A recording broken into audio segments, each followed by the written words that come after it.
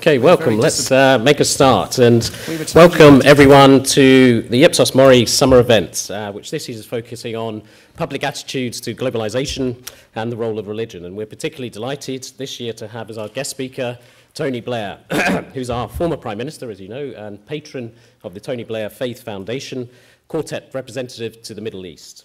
You might have seen our poll just released over the weekend, which shows that Tony is in fact the most likeable Prime Minister that we've had in the last 30 years. Did people see that? Yeah. We honestly didn't set that up just for this event, but I'm very glad that we did because it gives me something to talk about at the beginning in the introduction. And I'm sure Tony doesn't count that poll result as one of his greatest ever achievements, particularly as it has to be said that likeable on the one hand and Prime Minister on the other hand don't often go together that well. So it's perhaps not the toughest competition to win a popularity contest in, but the real respect felt for Tony across the spectrum is better seen in him being the only Prime Minister we ever had, in modern times at least, who's gone at a time of his own choosing and to a standing ovation on both sides of Parliament. Before Tony speaks and takes questions from the audience, we'll hear from our own Ben Page, Chief Executive of Ipsos Mori, and Ben's going to run through some of the international research that we've been doing on attitudes, public attitudes to globalisation and the role of religion. This research has been done through the Ipsos Social Research Institute, which I'm the global director of. This institute brings together social research experts from across many of Ipsos's 66 countries and has worked for over 300 different government departments across the world, as well as some of the world's biggest multinational organisations and NGOs. A key aim of the Institute is to make sure that we share the insight from the research that we conduct, and that's at events like this, but also through publications. The key one being the Understanding Society newsletter research journal that we regularly produce, and this edition we're just releasing today. Tony's also kindly contributed an interview to that, a wide-ranging interview on the issues of today and other issues. But it's also got a wide range of other research articles in there, everything from the importance of consumer confidence to the economic recovery, through the acceptability of behaviour change or nudge policies to different countries around the world, to attitudes towards gun control in Brazil.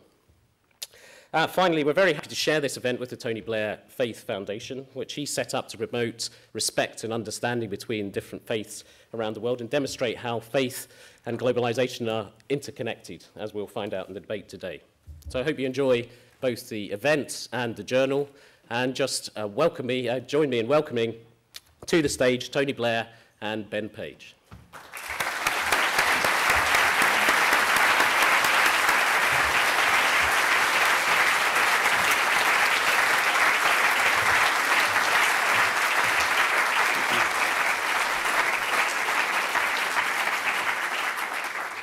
Good evening, everybody. Thank you very much for coming. You'll know, those of you who are seasoned Ipsos Mori event attenders, that no event is complete without a PowerPoint presentation.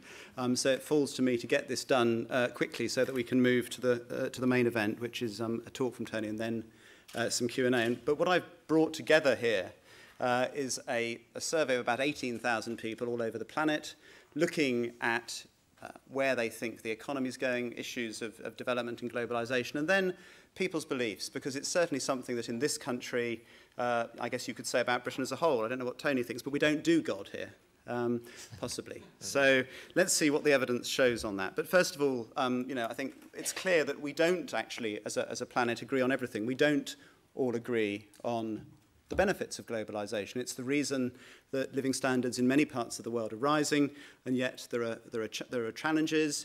We don't necessarily all agree over religion, and we certainly don't agree on what governments in different parts of the world, or indeed this one, should always do in response to some of those pressures and changes. So what does the data show? I'm going to give you now just a sort of excerpt from this. We will put it on our website. We will email it to you, so you don't need to write down anything at all. And there is, particularly the work that I'm showing you on religion, is just a tiny excerpt of a much, much larger study that we've done with the Tony Blair Faith Foundation. So first of all, on globalisation, actually most people on the planet will say that it's a good thing, both for them as a person, for their country, and indeed for the world. You've got 81% in the BRICS.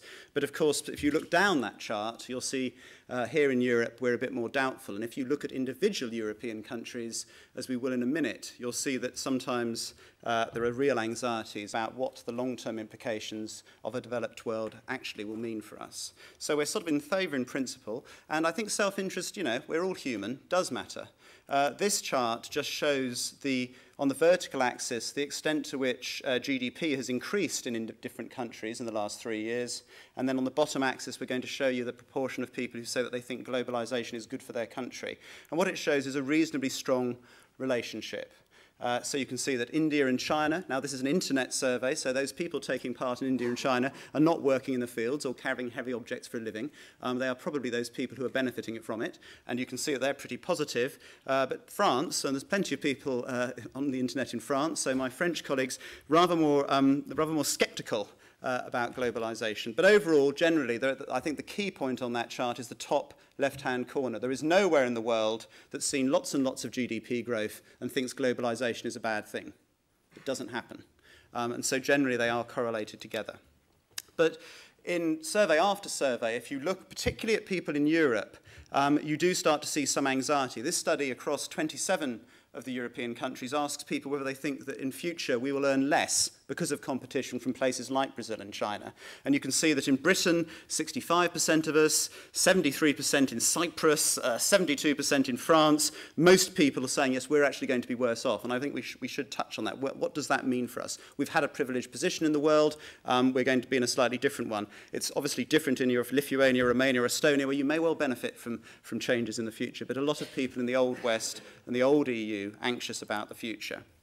And overall, though, in terms of where people's attitudes drop out, what we're showing here again is that same question on the vertical axis, the proportion of people who think that globalization is good for the country, and then on the horizontal axis now, whether or not government should do something. And here, it's quite a mixed picture.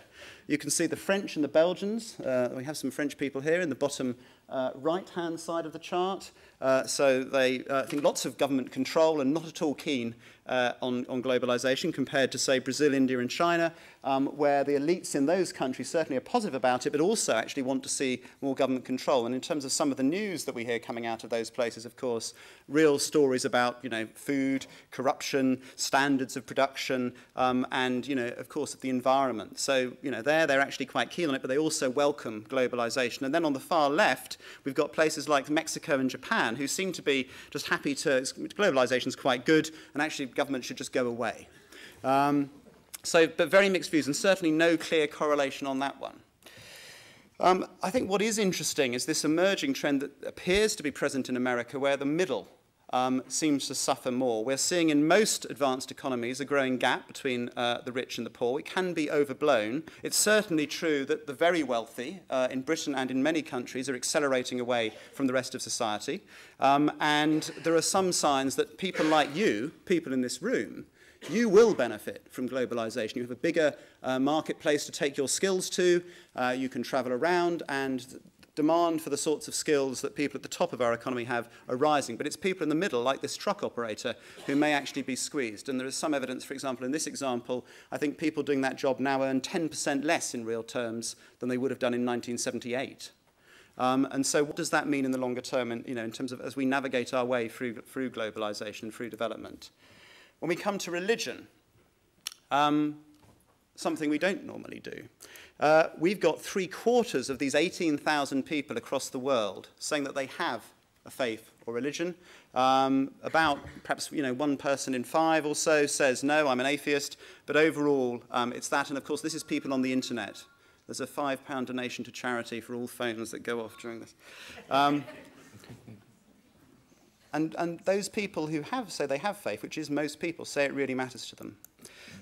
When we ask people, though, does religion itself give you the sort of common values that we need to, in an interconnected global world, we get quite mixed views. Overall, about half of the world, 48%, says it does. Huge differences, though, depending on where you look. So Saudi Arabia and Indonesia, absolutely. India and Brazil, South Africa, the United States. The majority of people are very, very clear. But back in Europe, Sweden, Belgium, France, and Britain, it's a minority view that religion is what matters. And I think that's one of the things that we're here to debate this evening. What about conflict between people from different ethnic groups or different minority groups in your society? We asked, do you think there's a real threat of violent conflict breaking out? The Turks, of course, with issues with the Kurds and other groups, 3/4 of people saying that that's a real issue in the next 12 months. South Africa, 71%. In Hungary, 70%. Much, much lower in Western Europe. But in all these societies, considerable anxiety about minorities and tension. And again, you know, as we mix more people together across the world, one reading is, of course, that we will gradually become more sympathetic, we will gradually become more understanding, because mixing might promote greater sympathy or altruism. Another view is that it actually brings people from different beliefs into conflict, and it would be interesting to see what Tony thinks about that.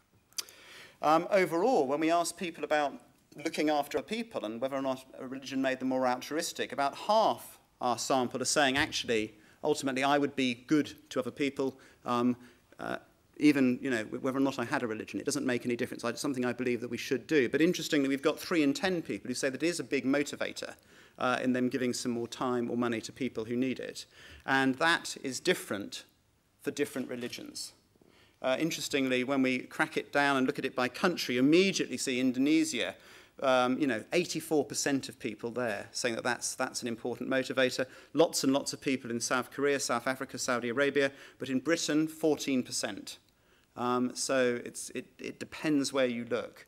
And when we look at it by faith group, this marked difference between people who you would say lived in broadly Muslim societies, 61%, compared to people living in broadly Christian societies, where it's only a quarter. So some big differences there. Faith clearly is something that motivates Muslims in different ways to people who call themselves Christian. And that might be about the extent to which faith is held. We need to talk about that. One issue, of course, is people believing that I've got religion and my religion basically is the only one that works and everybody else is some sort of heretic and is not going to the same place as me. So we tried this. My faith or religion is the only true path to salvation, liberation, or paradise. 9% of people in this country are saying that that's the case. But overall, it's a very mixed picture. So you can see at the top, you've got some Muslim countries there. South Africa, 42%. Brazil, 37%. Compared to the Spanish, you seem pretty easygoing. Only 1 person in 20 there at the bottom of that chart saying that they are absolutely certain about what's happening and that their religion works better than everybody else's. This is how this breaks down by religion, with this massive difference between Muslims and Christians. So more likely to be motivated to look after other people by their faith, but also more likely to say that their faith is the only true path. Christians seem rather more relaxed about it, or certainly in this sample. So when those two faiths come together and talk about things, how does that work? At the same time, we tried something else. My religion is the only one that works, the source of ultimate truth, but those who don't save it, those who do not share it, may also find liberation or reach paradise. And interestingly there, the Hindus are most easygoing in that sense, but the Christians and Muslims on this one seem to be pretty similar, those who are expressing those views. So again, with all of this, one needs nuances. And a simple snapshot survey, of course, can only ever tell us so much, which is why we make films, focus groups, and really try and get underneath people's skins when we look at any issue. But there's certainly some big differences coming out in this research. What about letting people with very strong religious views hold public office? It would be better, we said, in this country if more people with strong religious views held public office. And in Great Britain, 18% of us take that view. Rather more people disagree. So you can see in Indonesia, they're quite interested in it, in South Africa, but very marked differences across the world. And again, some of these very big differences, I think, need reflecting on. It's interesting, isn't it, that 3/4 of people overall say that they have religion, but when you start to look at individual countries like Japan or China, you'll find that the vast majority of people in those societies say they have no religion at all. Now, did they understand the question, or what's going on there? So, summing up, and at 100 miles an hour, I think the first thing is that in this more and more diverse world, more and more interconnected world, we need political leadership and we need religious leadership as much as ever. And a whole industry looks at it, and we've got a brilliant example of it here tonight, so we can talk about it. It's clear that people generally like the benefits that they get from globalisation, the cheap goods, the opportunities to travel, and everything else, but at the same time they want to have that and protect it. And the idea of absolute free trade, of course, is certainly, particularly in Europe, something that makes many people anxious. So in terms of who gets protected and where and how governments work together on that, that is something that we will navigate continually in this century. It's also clear that there are very different views in different societies about the role of religion outside the very personal and private. In some countries, it seems that you really just shouldn't talk about it at all. It's just something that's entirely personal. In others, it's the mainstream of political life. We are never going to, I don't think I'm going to have in my lifetime an American president who doesn't talk about God sometimes. And possibly, just possibly, in old Europe, where we're all so sort of metropolitan and cynical, obviously, I just speak personally, just possibly, we don't fully appreciate, because of our journey and where we've come from, its positive role around the world. But I will leave that for you to debate this evening. Thank you very much.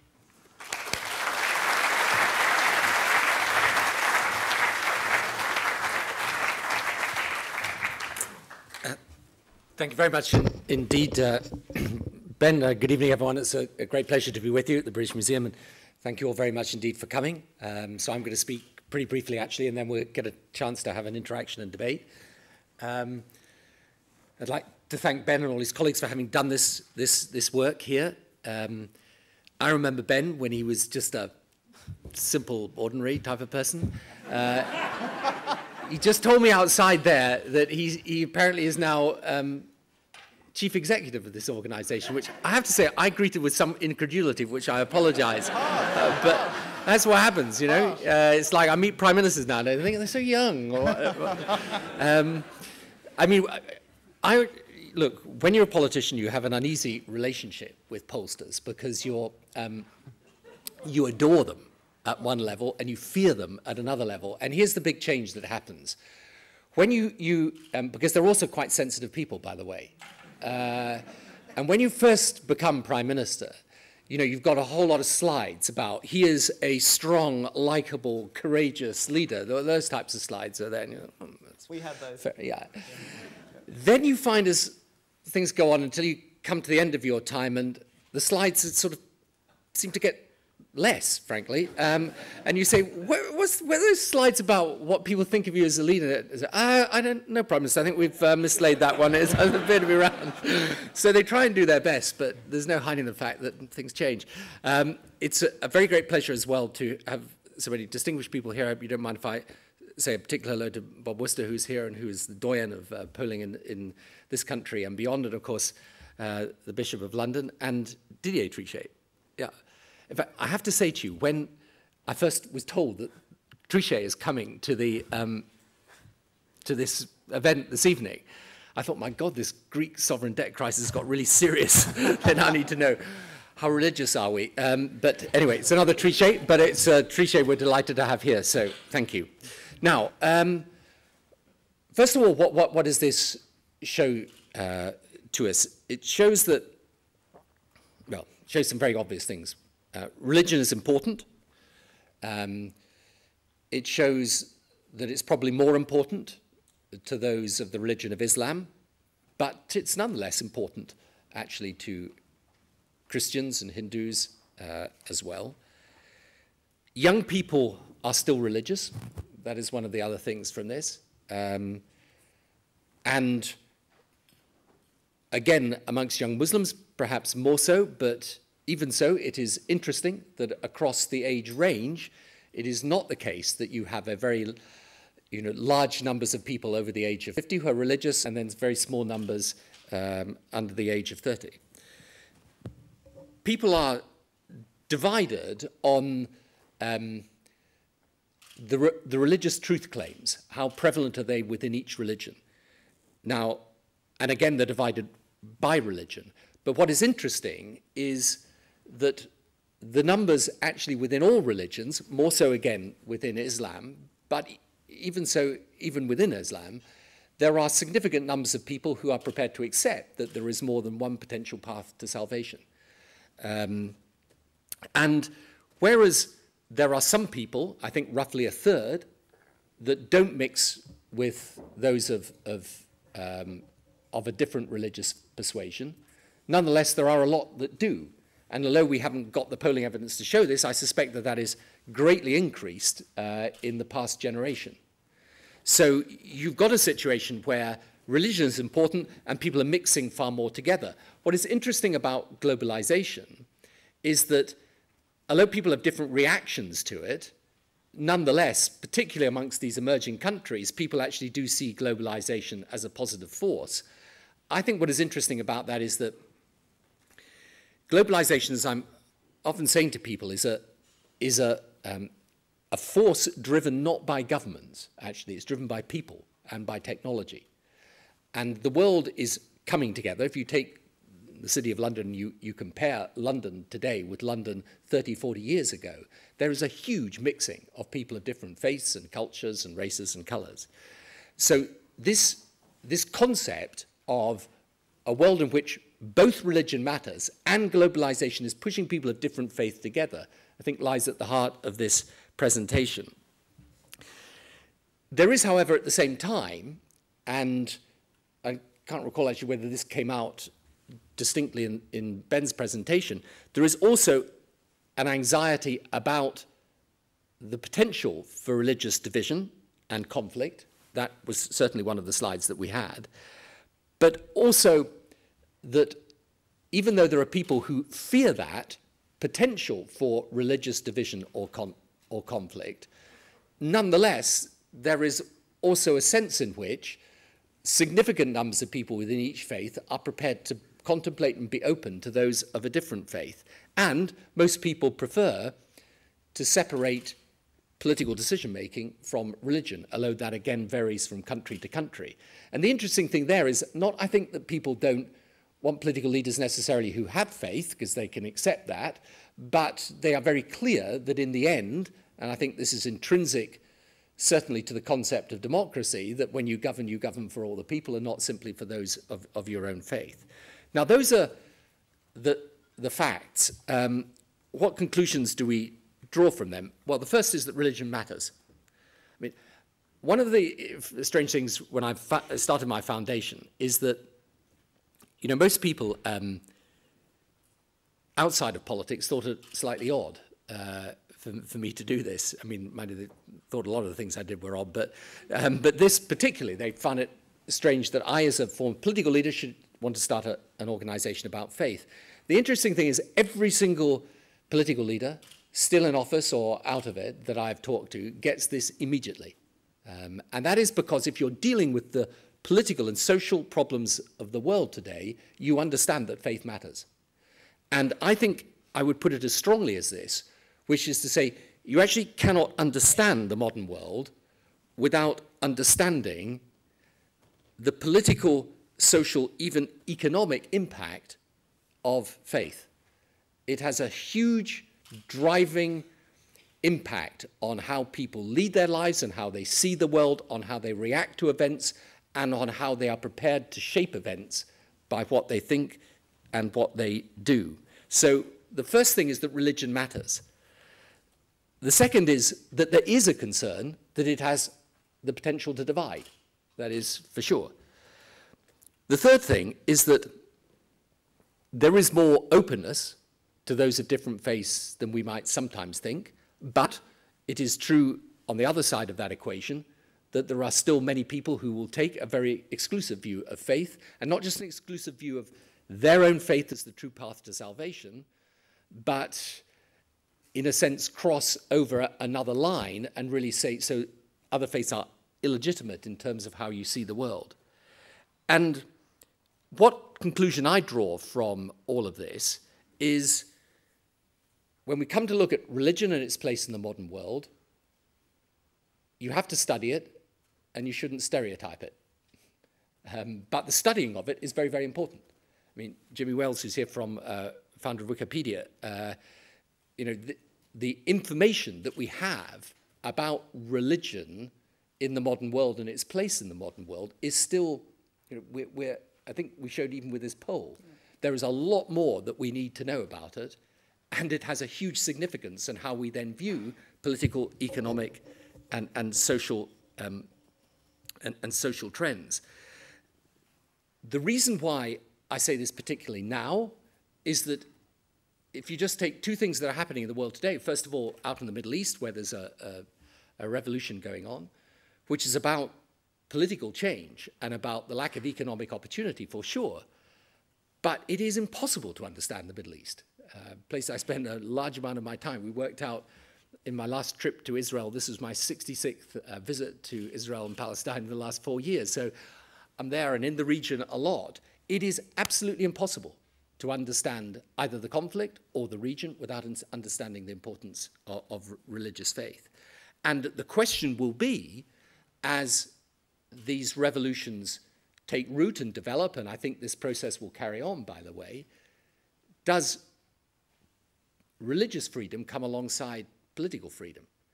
In other words, do people understand that democracy is not just about the freedom to vote in a government according to the will of the majority, but it's also about other concepts of freedom, freedom of media, freedom of expression, freedom of belief, freedom of religion.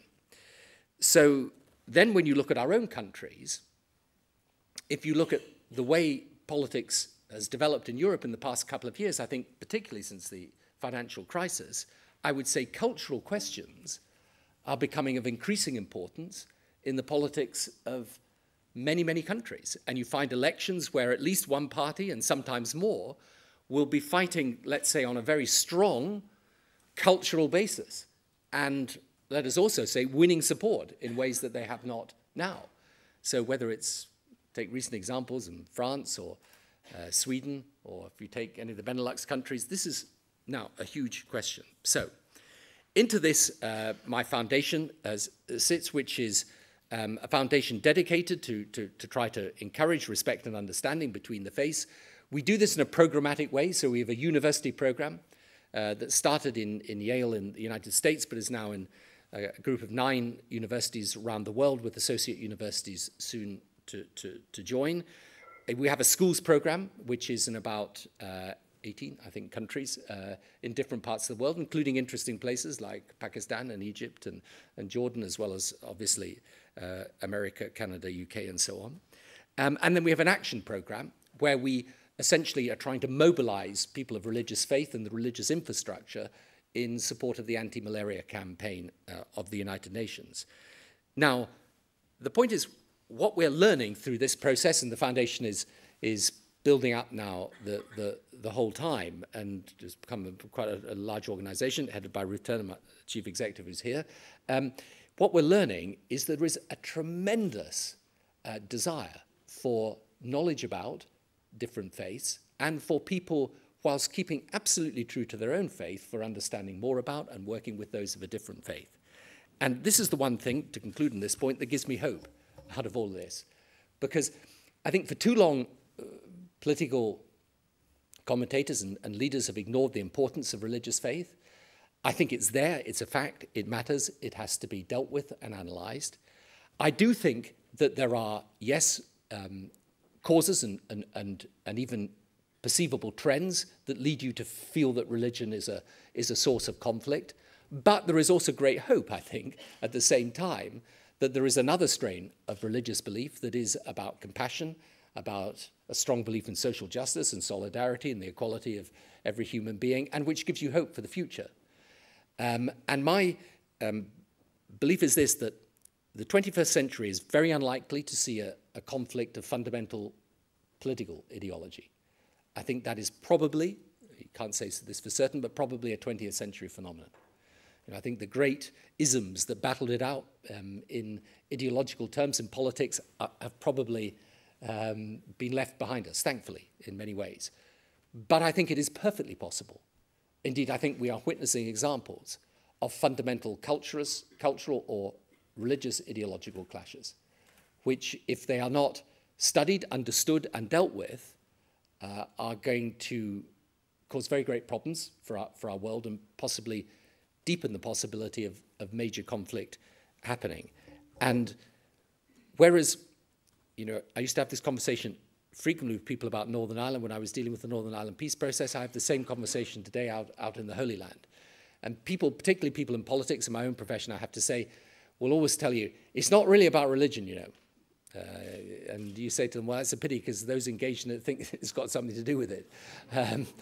And the fact is, you cannot understand or deal with these unless you deal with the religious dimension as well as merely the political, social, or economic consequences of that religious dimension. And it's getting to the heart of that and understanding it that this exercise that we did with Ipsos Mori was all about. I thank them very, very much indeed for doing it. I really do believe, I am completely passionate about this. This is the subject that people will be debating for many years to come. And I'm delighted we've started it off here tonight. Thank you.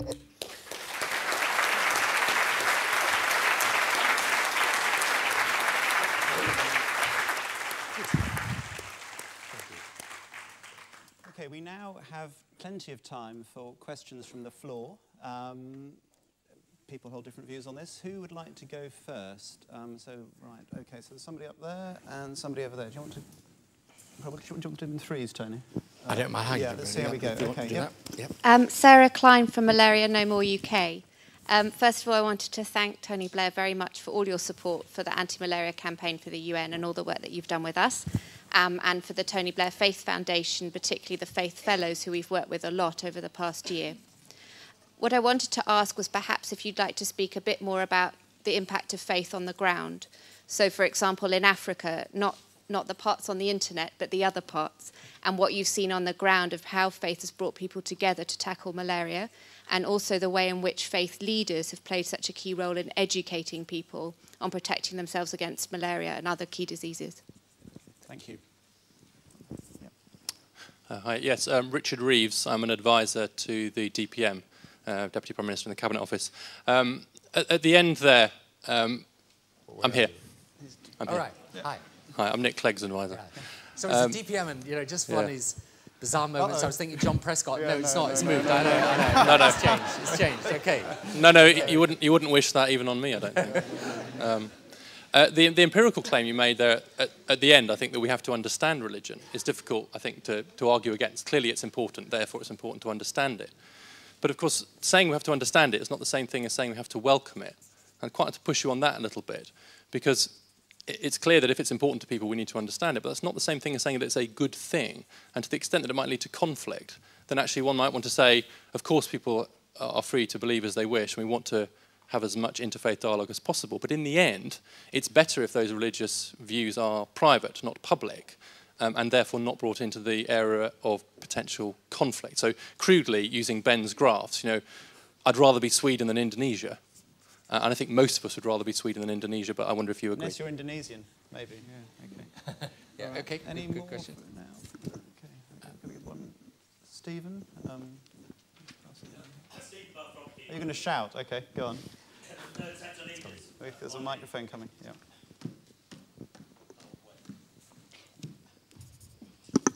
Sorry, Ben. Stephen Bubb from Akivo, the Third Sector Leaders Body.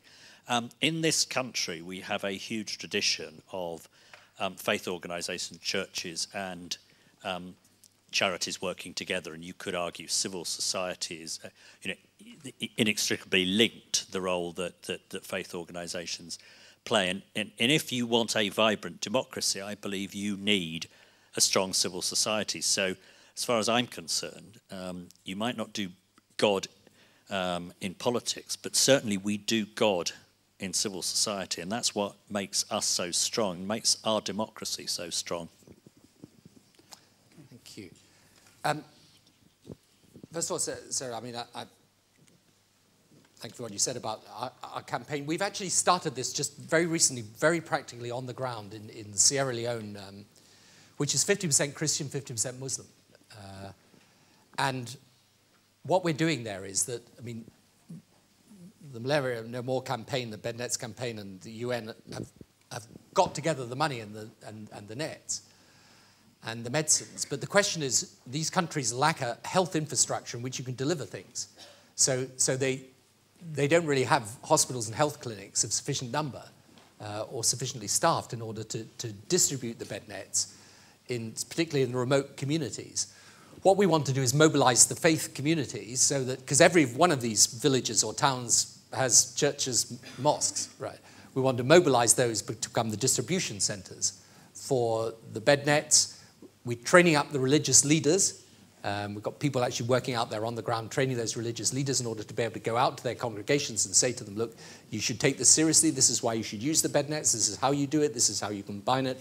with the medicines and actually have at least at a reasonably, obviously at a low level, but at a reasonable level, people trained in order to try and make this work. And just to give you a sense of the scale of this, in a country like Sierra Leone, 1 in 6 children die before the age of 5. Most of them, roughly half of them, through malaria. So if you can actually encourage the use of the bed nets, it makes an enormous difference. And this is an example of how, one of the tragic things about the faith, religious faith, and how it's seen in the world is that it often is seen more in headline terms, frankly, about conflict. I mean, conflict between people of different faiths or within one faith. And yet you have this extraordinary amount of work going on the whole time through faith leaders and faith communities. A large part of the healthcare in Africa is actually delivered by church organizations, and it's just worth sometimes, highlighting that. And I think that what we do have an opportunity to do through the concept of interfaith action is to get people allied together in a common cause. And that also, Sarah was talking about the fellows that we have, which are young people that we give a year sabbatical to effectively, and they go out and they study malaria in country and how to deal with it. They go back into their faith communities and they work in pairs. So you have a Muslim and a Jewish young person working together in their faith communities, across the communities. And it's really interesting to see how that happens, and to see also how, for the first time, very often, people in these congregations will get a sense of how someone of a different faith lives and works and operates, and it's I think, of enormous benefit. I mean, is it Richard Rees, was it? Yeah. The advisor to the present Deputy Prime Minister.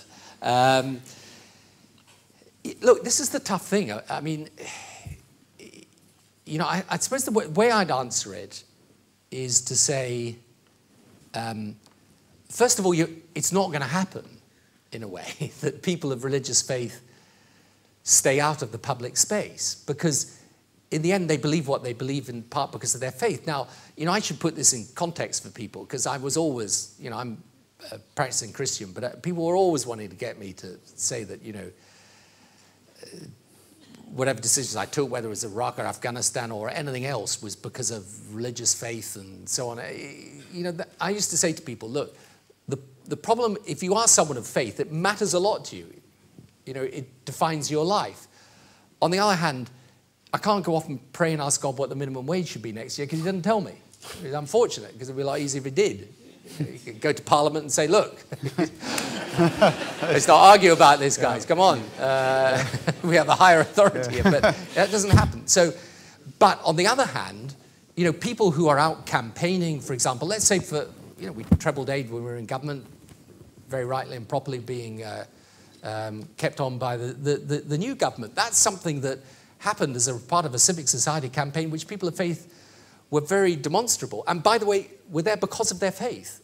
Now, that's not to say, and I always say this to friends of mine, and I have many who aren't of religious faith, who say, well, but you can be kind-hearted without being religious. You can. But for some people, that is what motivates them to do good. And it's important that we recognize it. Now, should you then try and keep them out of the public sphere on the basis that they can, they sometimes make demands on political leaders they shouldn't make? Well, I mean, I know this very well from my own experience as someone of the Catholic Church who will not always agree with aspects of the policy of the church.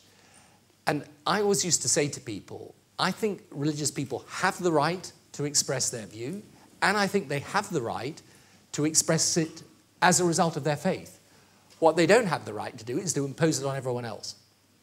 Right? And I think provided you keep that, that is the rubric I would have in place. So, and I think anything else, by the way, is quite dangerous, because otherwise you give people of religious faith the notion that somehow they're not entitled to express, what they think for the reasons they think it.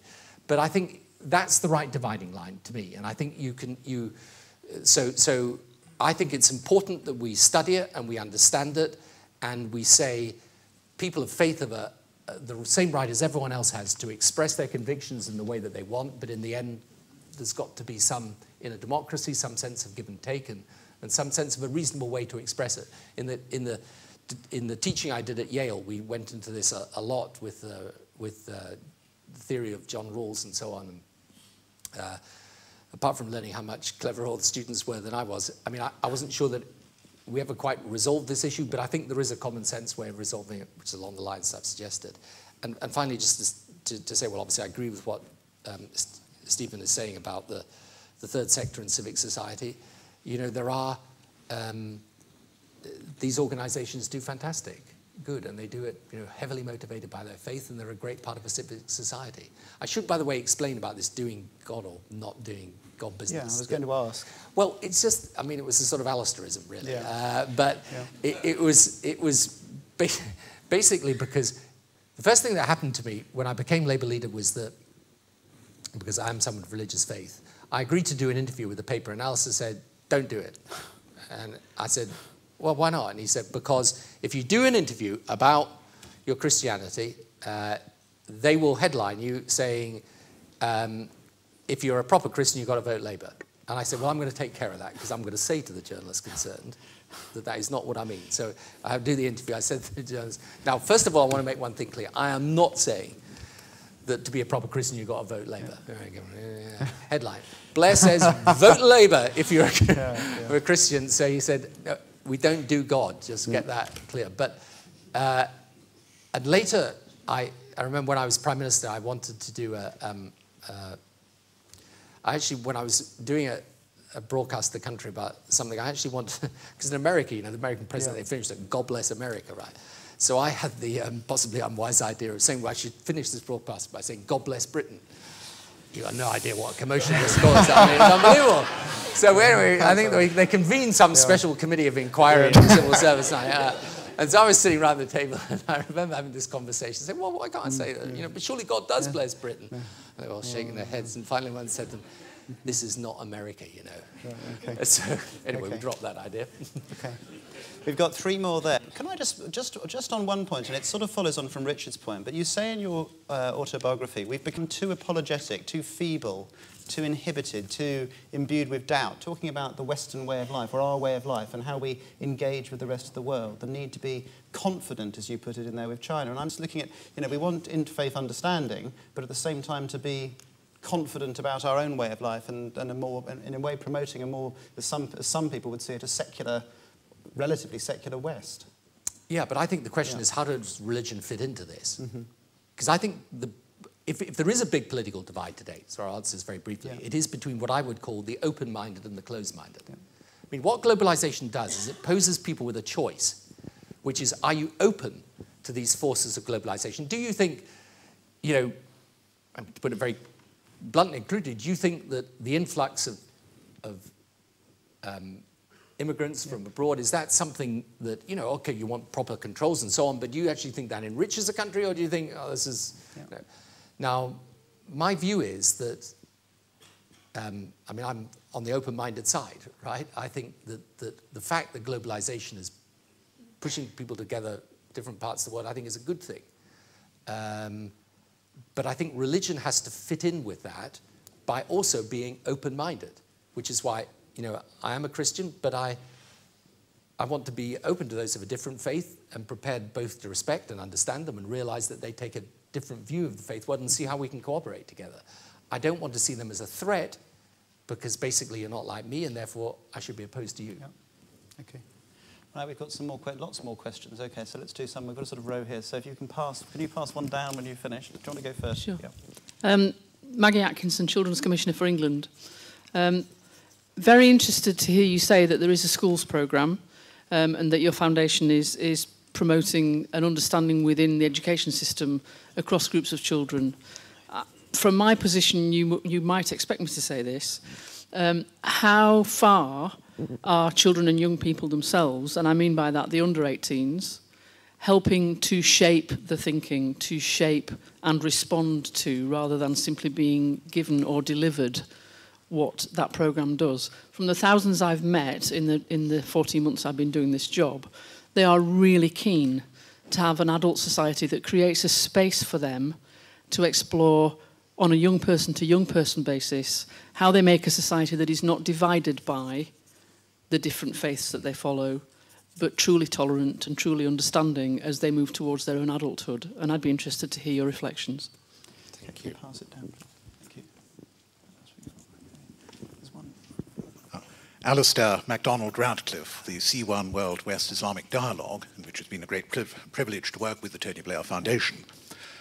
Provoked slightly by the Deputy Prime Minister's office, I was just wondering, and I'm also stimulated by this point about approaching this field with common sense and the further reflection that the great thing about common sense is that nobody ever feels the want of more of it, which is then to ask how far can we progress, and this is an analytical question for when we're doing the kind of survey work we've seen Ipsos Mori. How far is it possible to work with the importance of religion without coming down upon and determining a view as to what we think it is? For example, if it's about aesthetics, if it's about emotion, or if it's about the way things are, these are going to influence the kinds of questions and the way we approach it quite a lot. And to what extent is a view about that, an analysis, important to how we can move forward with our understanding of the impact of religion? And to take a specific example, there was a suggestion in one of the surveys, and I didn't see it obviously for long, that there was a tension between seeing global values and the specificity of religious insight. Well, of course, I wouldn't expect to see universal values insofar as I think there is a particularity to my own religious claims. So would that kind of analysis be important when you ask that kind of question in survey work? So the key point here is, how far do we need to analyze and take a view on the nature of religion if we're going to be successful in establishing its importance, given that there's tremendous skepticism about religion when it's let out of the context of being between consenting adults in private? And one more up there, please. Yeah. Hi, it's David Halper, now back in number 10. I've got a kind of interesting... Hi, Tony. David. Hi. I remember you. Yeah, it's Misha. The kind of data on religion now in both sides of the Atlantic is that it looks like people who are religious seem to be nicer on lots of dimensions. So they give more not only to religious groups, they give more to other kinds of groups, etc. They also seem to be happier, etc. So there's good news for the seculars is that you don't have to be religious. Actually, what the key variable seems to be being a religious community. So if you just go along with your partner and you're not religious, it works just fine. The bad news is that to date we've identified no other grouping, no other, it doesn't matter if you're in a green environmental group or whatever, it doesn't seem to have the same positive effects. So I guess the question is for those who want to think, well, how can you have a secular model that does some of the nice stuff? What is the magic ingredient, if you have a view on it, and is there a chance that there's a secular society will find ways of replicating the nice aspects that seem to happen inside religious groups? Okay. Yeah, it's a pretty big existential question. I'm glad they're asking those in Downing Street nowadays.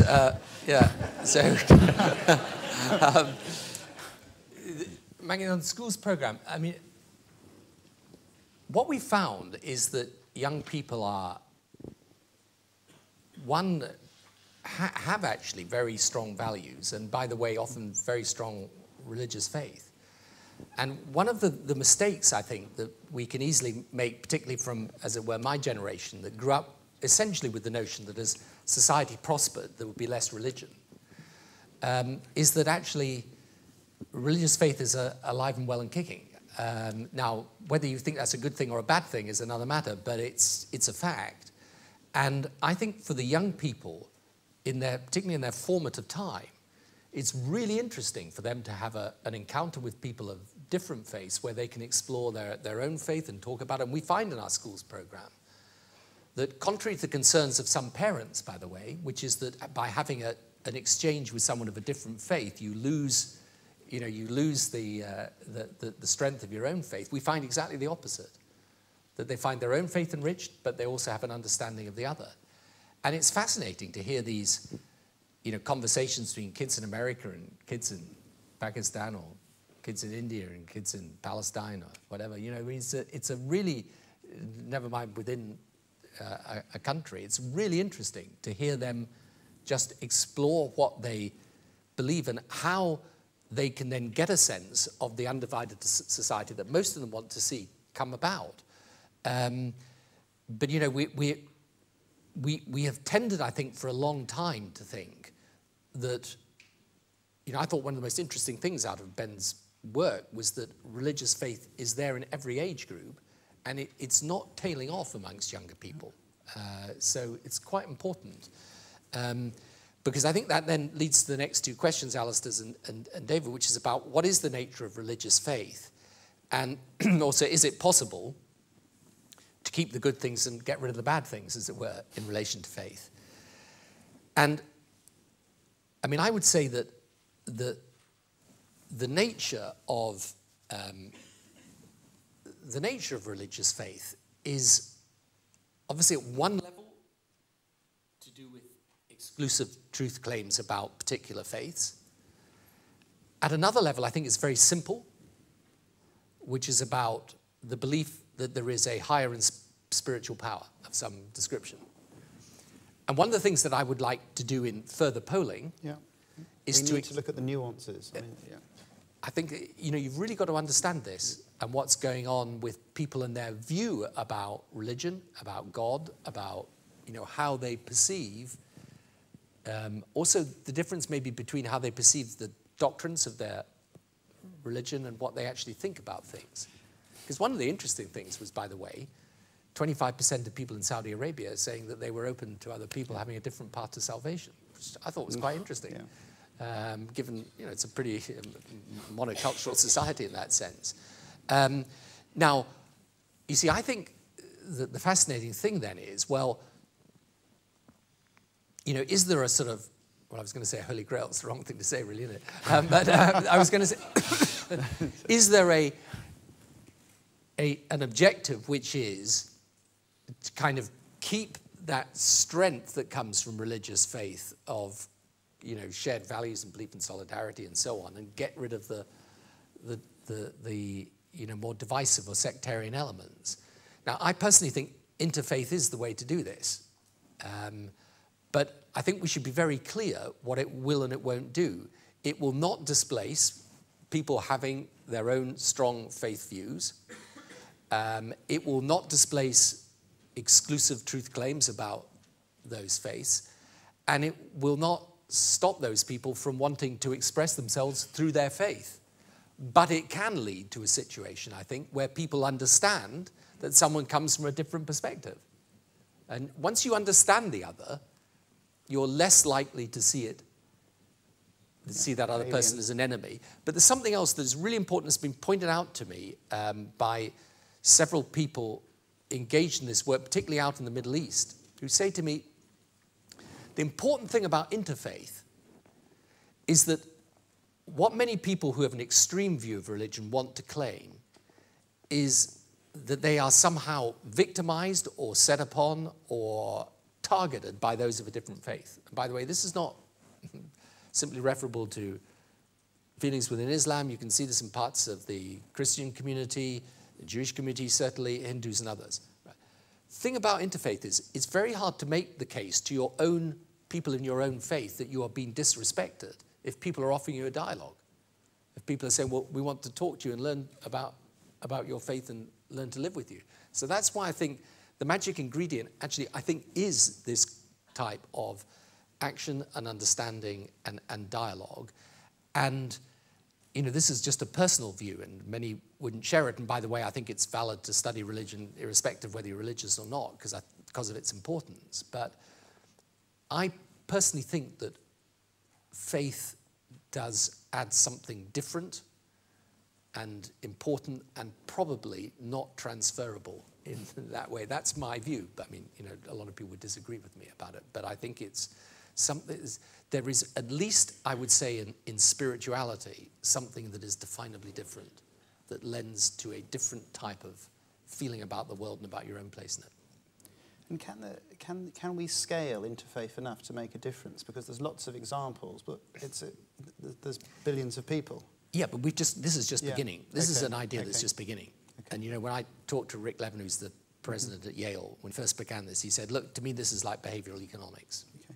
When he said, when I was first doing this 30, 40 years ago, it was just an idea, then became an academic discipline. Now it's, you know. Okay. And I think, you know, this is, once the reason I'm doing this is because this is born out of my politics, because I look at the world today and I see how important it is. By the way, it's not just important in relation to the Middle East. Give me another area in which I think it's really important. As China develops and becomes the world's biggest, most important nation, which I think, at some point it's got to happen. I mean, I think just looking at it, well, at least it's going to be a very important country. I think how Chinese people view faith, belief, philosophy, the degree to which Confucianism still is embedded in Chinese society, how it influences it, it's really important to understand. If you don't understand that, we may be missing something very important.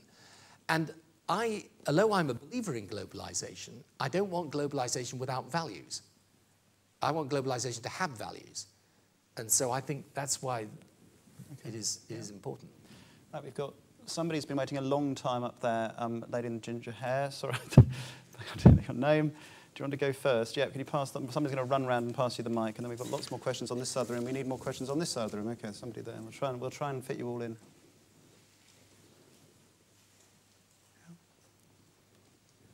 I'm Abigail Fryman, The Tablet. Well, firstly, I guess it's interesting that the questioning focuses on these exclusive truth claims, which are obviously quite integral to both Islam and Christianity particularly. Would you say in terms of social cohesion that exclusive truth claims are basically sort of problematic? And just secondly, with there's obviously a lot of emphasis on young people and educating them about religion, but we hear only last week that because of the exclusion from RE in the new EBAC, a lot of schools now in Britain are dropping RE because it's no longer a core subject. So again, do you see that as potentially problematic? Okay, where else have we got? One more then. Somebody up there has got the microphone near. Yeah. Sorry, and one here. Okay, sorry. Go on. Alistair Redfern. I'm a bishop in the Church of England. You use words like dialogue, study, openness. So I wonder if you're sharing with us partly your faith as a politician in what, in a prated way, one would call liberal democracy, an open, mature, listening, engaging society. I also co-chair the Interfaith network for the UK, and I'd observed that all the great religious traditions, because they've been formed in history, are not really into liberal democratic values. Most of us are into hierarchical structures, the weight of tradition, all those kind of things. So I wonder to what extent you think you're inviting religious people to step into a new space, a common space, that is a faith in what in a very prated way I'd say is a liberal democratic way of being human, and inviting us to see that where in our faith resources there are elements of that we can develop and find a kind of common ground in that faith which feeds back into how we understand our own basic faith. Thank you. And one last one here, please. Right, thank you. Majid Nawaz, co-founder of Quilliam and director. Thank you for your talk. You've mentioned a lot about interfaith dialogue, and I was just wondering what your thoughts are about intra-faith discussions, particularly because something you mentioned about the narrative that's popular about the West being at war with Islam. It's a lot of the work that we do, as you know, and we try and present counter-narratives. And what we find strategically is very important, keeping in mind statistically, also for the sake of the audience, I think it's important to mention that the majority of Islamist extremists do not come from a devout background, and that's actually demonstrable through statistics. And so some of those figures you see about Muslims being more certain about their faith don't necessarily translate to extremism. Most, in the West at least, I know it's the case, most Islamist extremists come from a very liberal secular upbringing, and then they face a conversion moment. And I think in challenging those narratives, what is the importance, in your view, in the work you're doing, about the intra-faith discussion that needs to occur, say in this example, within Muslim communities, and the use of religion to challenge some of the extremist narratives that are coming forward, as well as using others, I suppose, human rights narratives and others. So the use of religion as one of the many other narratives to challenge the rise of such extremism. Yeah, thank you. I don't think, just to answer question from the tablet. I don't think exclusive truth claims are I mean, they're a feature of religion. And I don't think they're a problem for social cohesion in themselves. I think they're only a problem if you then take a further step, which I think is a completely unnecessary step to take, of saying, you know, I therefore regard you as somehow heretical in a way that means that I become opposed to you. So I think you will continue to have exclusive truth claims. I think the polling actually from America, quite interesting, shows that even those with Christians with quite a high density of people believing in exclusive truth claims about Christianity are still open to other people. It's only a problem when it crosses that line and becomes something different. And I also think, in respect of religious education, well, I don't, whatever people call it, I mean, the important thing, I think, is to know about your own society, and you should be educated about your own society. So it seems to me quite important to know about religion in contemporary Britain. Bishop, I think, well, it's a very interesting point you make, actually, about the great religious traditions not being into liberal democratic, I should say, values. You see, one of the things I would like to get more information on is the degree to which, A, the religious leaders feel like that, because I suspect a lot of them don't feel like that actually they are prepared to be perfectly tolerant and open towards others, and B, their congregations. So I sometimes think and it's one of the things that which leads me to this point, which one of the things we're trying to do for example, our university program, is we deliberately, in each of the universities we have around the world, and we got, you know, there's Yale in America, but also Monterey Tech in Mexico, Peking University, National University of Singapore, there's University of Australia, Durham here, you know, other universities around the world. What is interesting is we always try to get a partnership to run this program about faith and globalization that isn't just about the divinity department. And, you know, one of the things I've recently been doing in my Middle East role is talking to the Council of Religious Institutions about Jerusalem and about issues to do with the Israeli-Palestinian dispute and the importance of actually having some religious input into this, because it strikes me as completely bizarre that we don't. So I think that you know, there is both a far greater willingness sometimes than the orthodoxy suggests of people being involved in this dialogue, and what's more, there's definitely a far greater necessity for it to happen. And whatever the weight of tradition, the reality of the way people live, and you know, you think of your average, you know, the vicars under you, the priests, what, you know, in their local communities, I mean, I think they're probably more in touch with the grassroots in many circumstances than your average politician. So, and you know, Alistair whose question came earlier, was involved in the Common Word, which is an attempt, which I also think is important, to provide a theological justification for this interfaith dialogue. So I think there's a lot that we can do here and that we should do. I mean, I think the point that Majid was making about intra-faith, I mean, we do look at this. We've tended to concentrate on interfaith, but I mean, you're right. You know, there's obviously, Shia, Sunni, Protestant, Catholic, and so on. And actually a gap that there is between more reform-minded and conservative-minded in each religion. I think probably what we would do is try to establish a narrative that allows people to return to the thing that most motivates them in their lives about their faith, because I think that is the way you overcome these divisions, whether intra or interfaith.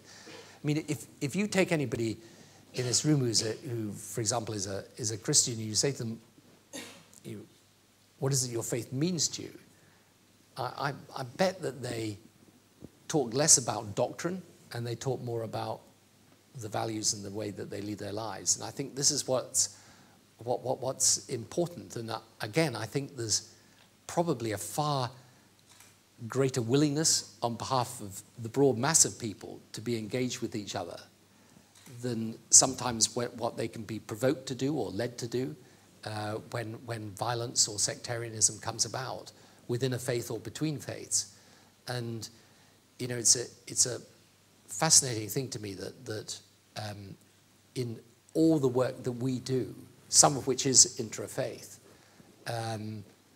we find that there is this enormous desire for people to be proud of their faith, and that pride never surfaces in disparaging another person. It's always surfacing in the service of someone. Okay, perhaps the last three. We try to go to one in the middle. If you can pass the microphone along down the... No, you can't see this gentleman. He's going to have to stick his hand up very high. Okay, and somebody down here in the blue shirt. Okay. You can run around. We've got lots of... Okay, and one there. Okay, we'll see how we go. Go. Michael Keith, University of Oxford. It's a question that follows on from your points about the open mind and our openness to difference and recognizing ourselves in the face of the stranger. And I was just going to ask you to reflect back to 97 and forwards again.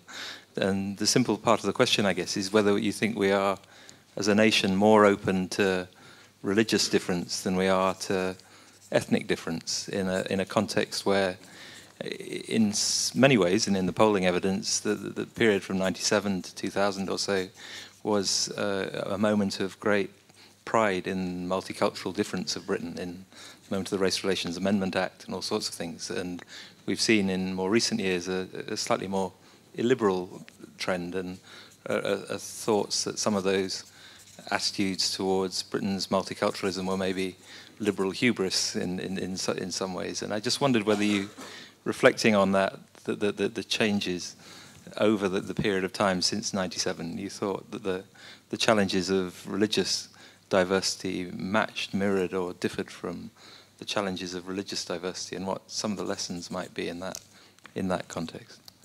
Thank you. Okay, who's going up there? Somebody. Okay. Yeah. Go. Alongside globalisation bringing an increasing number of people together, there are undoubtedly a greater number of conflicts going on across the world. What I was interested in knowing is, to what extent do you think faith is being used as an excuse by people to pursue their own political or personal agendas? And to what extent, or even should we, try and disentangle the two? Sorry, it was Sonal Aurora, Imperial College. Last but not least. Hi, I'm Dan Paul Heskins, work for Unilever. You can probably tell by my accent I'm not from here. I'm from Finchley.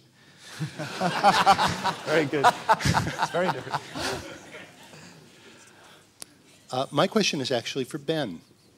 Was there anything in the broader learning from the survey that would challenge anything that the Tony Blair Faith Foundation has set out as objectives? And this is not to say that what you're doing is wrong, because I love it, absolutely admire it. But I believe that we grow by identifying the things that we don't understand, or identifying things that challenge our beliefs. And I'm interested if there was anything, and what does that change? Thank you. I'll go on that one after you. You do your... Well, I think strictly speaking, I don't think so. But we haven't. I think one thing from this and some of the questions, and I think and discussion with Tony and his colleagues, is that actually if we are to pursue this, we do actually need a much more nuanced understanding.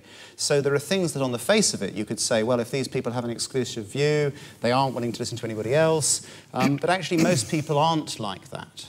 And so I think there is probably in some ways more that brings us together. There is a lot of scepticism about religion, particularly in the West. And that, I guess, is you pushing. Sometimes it's going to be a long-term thing. But actually, I don't think there's anything that directly contradicts it or says that this is just a mad scheme. Certainly not. Pleased to hear that. So I'll maybe just say a word on that too. But Mike from Oxford, I think this is what I think is actually happening, because I think we've got to be very careful to disentangle trends that seem illiberal.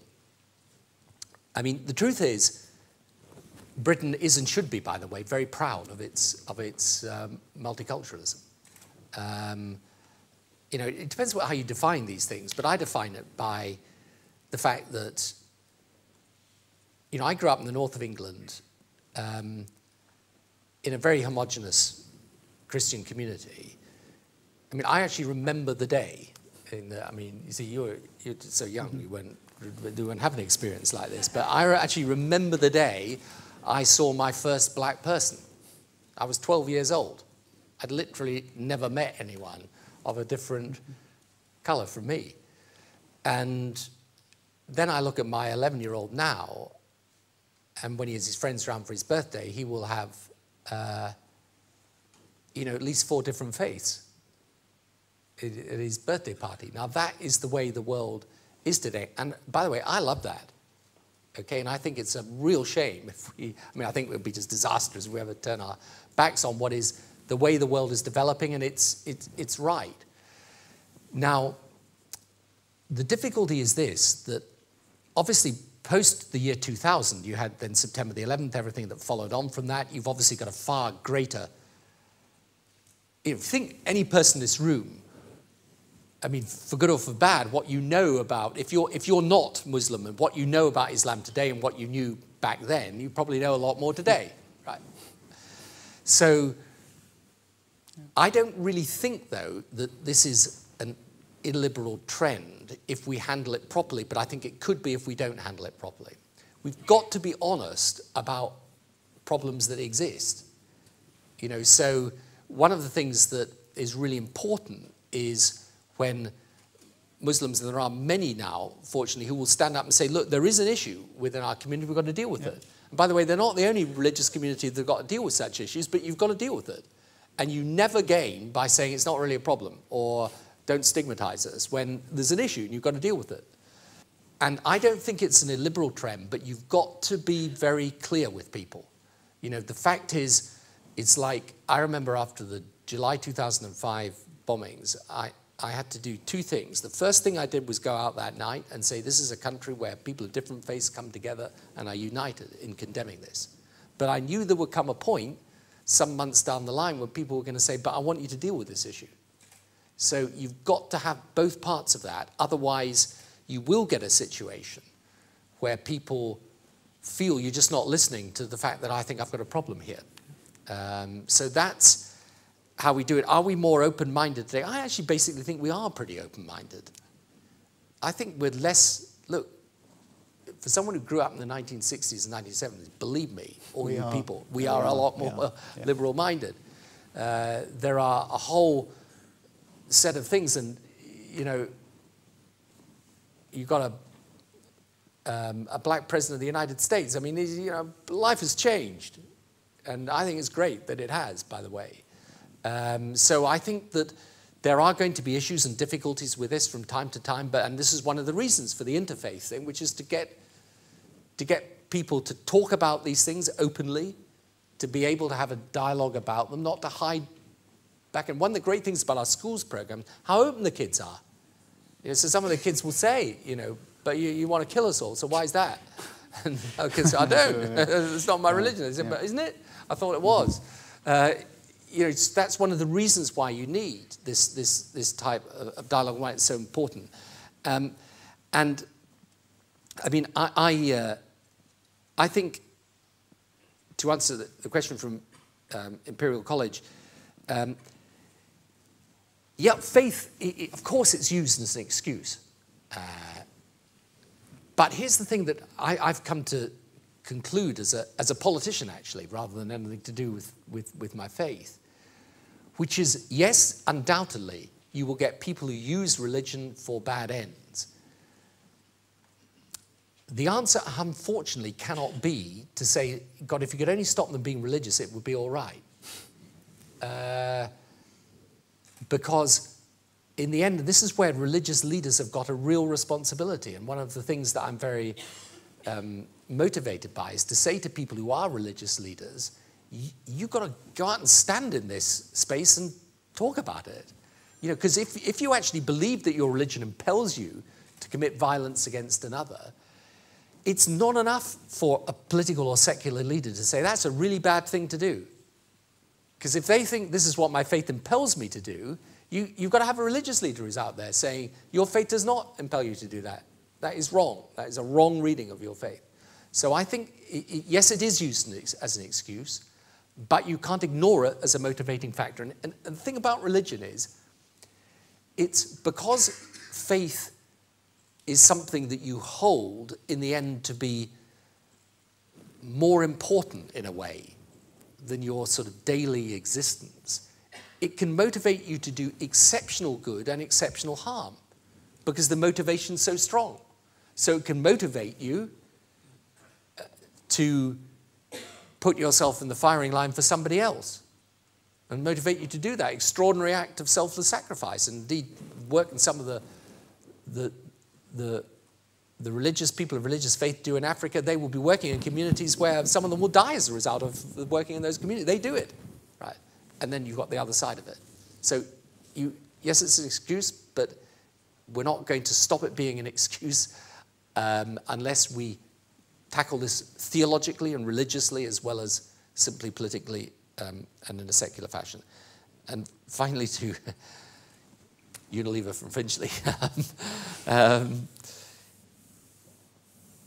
Well, I think, yeah, there are real challenges, actually, in this, because there is an issue. I think, if I'm frank about it, which I may as well be, that I think there is an issue to do with exclusive truth claims and how easy is it to have your exclusive truth claim, and what does that mean to say you've got, mine is the path to salvation. What's the next bit of that when I look at you and you've got a different faith? Now, personally, I have come to the view that, I think the best way of looking at this was actually, strangely enough, given to me by a rabbi that I know who just said to me, look, in the end, how arrogant I would be, he was saying, to believe that I so understood God's will that I was able to determine what the right relationship was between what I believe and whether you of a different belief, have salvation or have validity in that belief or not.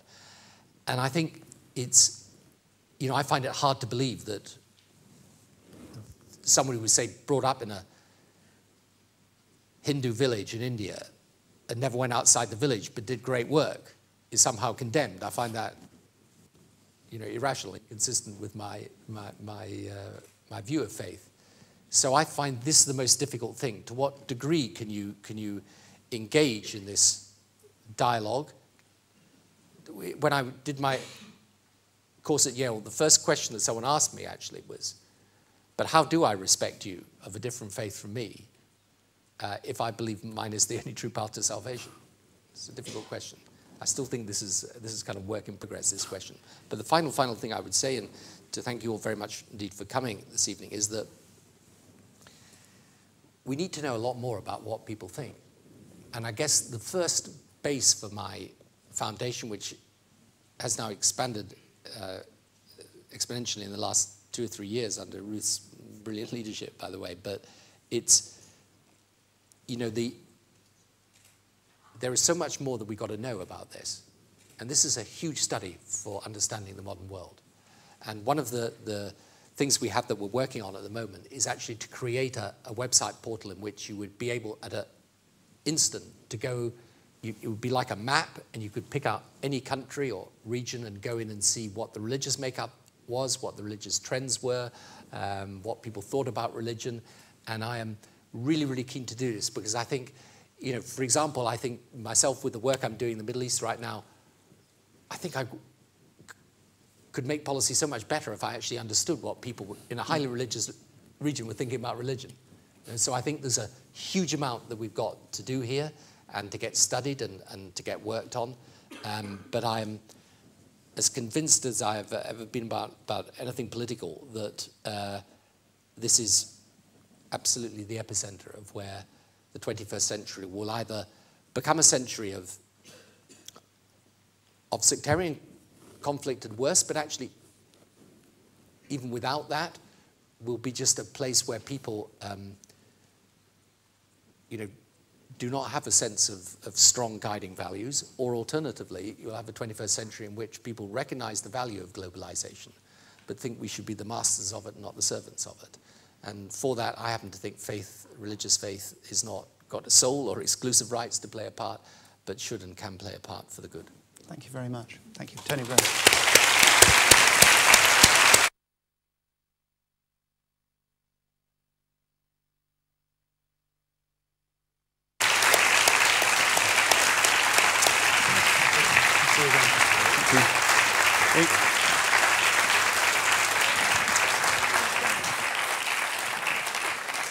We now have some drinks and canapes for those of you who can stay. They will be served up there. Thank you very much.